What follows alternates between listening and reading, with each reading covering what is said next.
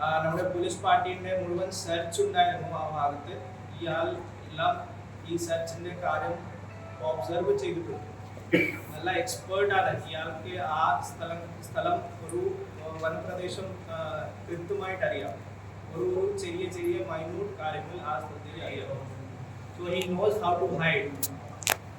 ഈ ഹൈഡ് ചെയ്തിട്ട് പോലീസുകാരുടെ സെർച്ചിന്റെ കാര്യം എല്ലാം ഇയാൾ ഒബ്സർവ് ചെയ്തു. ഇന്നലെ ഫൈനലി 1.5 ദിവസമായതുകൊണ്ട് ഭക്ഷണം ഇയാൾക്ക് കിട്ടിയിട്ടില്ല. സോ അതൊരു പ്രധാനപ്പെട്ട കാരണമായിരിക്കും നിങ്ങൾ വിശ്വസിക്കുന്നു. ഇയാൾ താഴെയാണ് ഇറങ്ങിയിട്ട് വീട്ടിലേക്ക് വന്ന വഴിയിലാണ് നമ്മുടെ ഡിപ്ലോയ് ചെയ്തിട്ടുള്ള പോലീസ് പാർട്ടി ഇയാൾക്ക്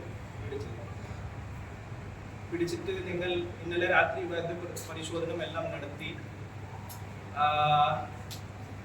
ഇപ്പോ മറ്റ് ഫോർമാലിറ്റീസ് നിങ്ങൾ പൂർത്തിയാക്കിയിട്ടുണ്ട്. ഏകദേശം കുറച്ച് സമയം കഴിഞ്ഞിട്ട് ഇന്ന് തന്നെ ഇയാൾക്ക് നിങ്ങൾ ജുഡീഷ്യൽ കസ്റ്റഡിയിൽ റിമാൻഡ് ചെയ്യും.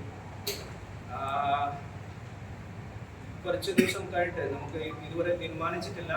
May be in 1 or 2 days നിങ്ങൾ ഇയാൾക്ക് വീണ്ടും കസ്റ്റഡിയിലെടുക്കും.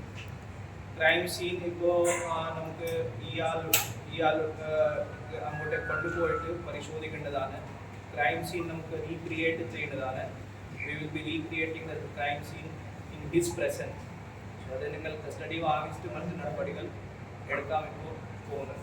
കേസിൻ്റെ അന്വേഷണം കാര്യങ്ങൾ പറഞ്ഞാൽ ഒരു പോലീസ് പാർട്ടി എല്ലാ തരത്തിലുള്ള ഇൻഫോർമേഷൻ ഒരു ചെറിയ കാര്യം വെരിഫൈ ചെയ്തിട്ട് ഈ അന്വേഷണം നിങ്ങൾ മുന്നോട്ട് കൊണ്ടുപോയതാണ്.